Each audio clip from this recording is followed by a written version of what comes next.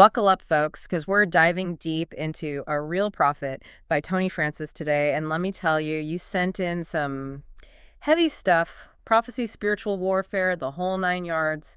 Are you ready to unpack it all? Absolutely. Let's get right into it. Francis doesn't waste any time grabbing your attention, does he? That opening prayer, talk about a strong start. No kidding. It's like he's drawing a line in the sand right from the get-go. Comparing those who reject prophets to those who rejected Jesus himself, that's a bold statement. It certainly is. Yeah. He's really emphasizing the importance of prophets by putting them on par with Jesus in terms of how God views their rejection.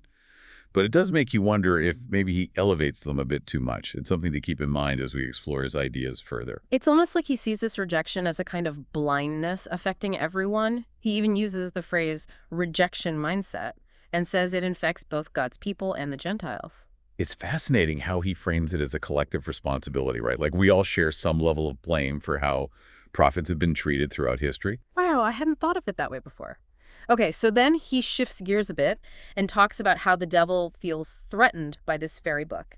And then, bam, he jumps right into how the devil keeps tabs on God's prophets, even claiming he has plans to steal, kill, and destroy them. Chilling, right? This whole idea of being on the devil's hit list, it definitely taps into that classic concept of spiritual warfare, this very real battle against evil forces. Yeah, you really get that sense of personal danger. But then he adds this whole other layer about the devil wanting to destroy the next sheep you were supposed to protect. So it's not just about taking you out, but about cutting off your influence as well. Exactly. That's where it gets really interesting. He's saying the devil's ultimate goal isn't just to harm the prophet, but to prevent them from guiding others to stop their message from spreading. It's like taking out a leader to scatter their followers. And speaking of taking out leaders, he brings up John the Baptist and King Herod. Why do you think he chose that particular example? Well, it's the story everyone knows, right? John the Baptist imprisoned and executed by Herod. By invoking that image, he's connecting his argument to a powerful biblical precedent. It's like he's saying, look, this isn't just some abstract concept. It's happened before and it can happen again. And he really emphasizes that silencing John wasn't enough for the devil. He wanted to make absolutely sure John would never preach again. Right. Francis highlights how strategic spiritual warfare can be, saying the devil wasn't resting at all. He was planning skillfully to silence John permanently. This isn't random, this is calculated. And honestly, that makes it even more frightening. Absolutely. It paints a picture of a cunning enemy always working behind the scenes to undermine God's plan.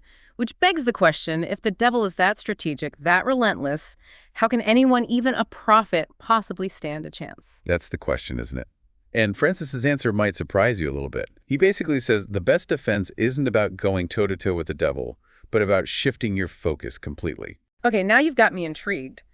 So we're just supposed to pretend the devil isn't there and hope for the best.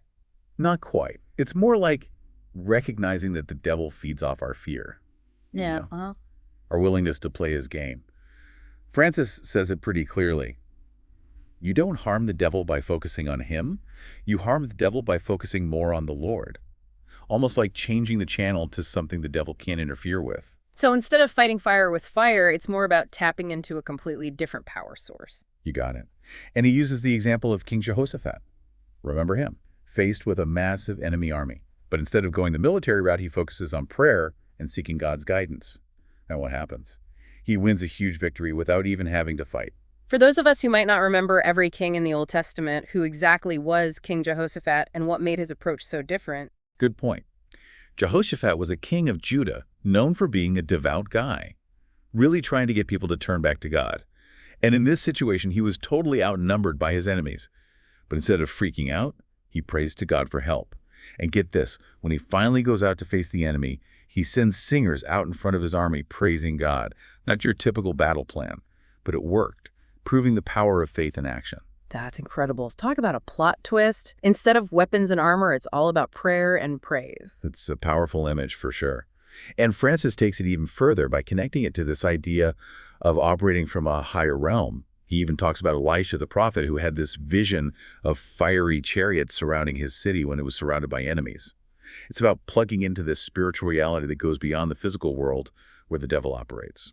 So almost like rising above the fight and accessing a strength and protection that the devil can't even touch. That's a great way to put it. And Francis argues that this connection to a higher realm comes from our focus on God, our willingness to surrender to his plan, and our trust in his protection. That really resonates with me. It's easy to get caught up in all the worries of life, the what ifs and potential dangers. But when you shift your focus to God, to his promises, it really does change something inside you, like finding solid ground in the middle of all the chaos. It's a powerful idea. And it makes me think about something else Francis brings up that seems to fit with this whole finding your center thing, especially when it comes to faith. He talks about John the Baptist and how even while he was in prison, John began to doubt Jesus. Hold on, John the Baptist, the one who announced Jesus as the Messiah. He had doubts. That's definitely not what I was expecting. Why would Francis include that, especially when he's been building up this whole argument for unshakable faith?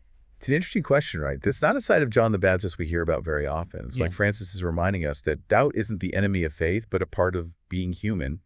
Even for someone like John the Baptist, who had this incredible encounter with God. Yeah. So even someone chosen by God, someone who literally saw and heard God, could still struggle with doubt. It makes the whole concept of faith feel so much more relatable, so much more human. It's kind of reassuring in a way, to know that even someone like John the Baptist had moments where he wasn't so sure. It makes his faith and ours, I guess, seem more relatable. Definitely. It's like Francis is acknowledging that faith isn't about never having a shred of doubt.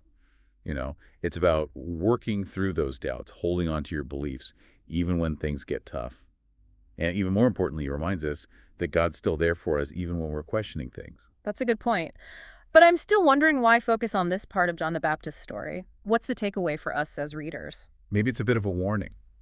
You see, Francis also talks about how a prophet's success in ministry can actually become a distraction, pulling them away from that connection with God. And maybe that's what happened with John.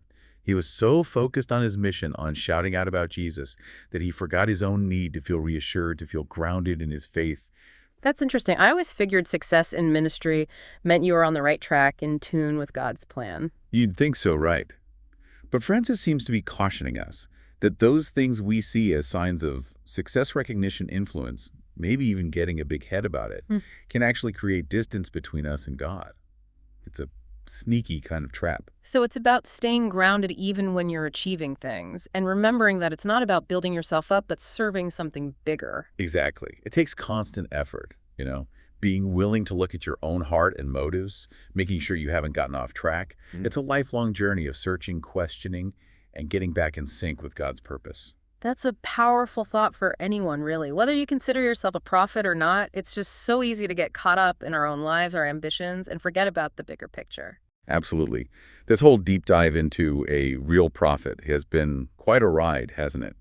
We've covered the intensity of spiritual warfare, the unexpected role of doubt, and the importance of staying plugged into our source of strength, even when we feel like we're on top of the world. Francis really gives us a lot to think about. He definitely does. So for everyone listening, we'll leave you with this. How do you handle those doubts that creep in when it comes to your faith? And how do you stay grounded, focused on what really matters, especially when life throws you curveballs or you find yourself achieving some success?